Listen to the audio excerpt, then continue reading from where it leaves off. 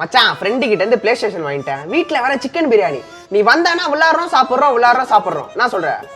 Hello என்னடா பேச மாட்டேற? மச்சான் வந்துட்டேன்டா, உன் வீட்டுக்குள்ள தான் இருக்கிறேன். வந்துட்டியா? மச்சான் அங்கேயே இருடா வரேன்.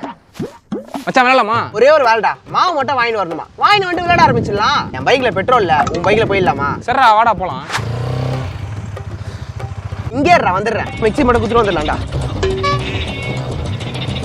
மச்சான் தோடுறா, இன்னும் ஒரே ஒரு வேலைடா. ஒரு நிமிஷம்டா. மச்சான் ஃபோன் விட்டு போயிடா. சரிடா, லாஸ்ட் ஒரே ஒரு வேலை, தண்ணி கேன் மட்டும் வாங்கிட்டு வந்துடலாம். இன்னும் 5 வேலைன்னு போட்டுக்கிட்டேடா. என்னடா சொல்ற?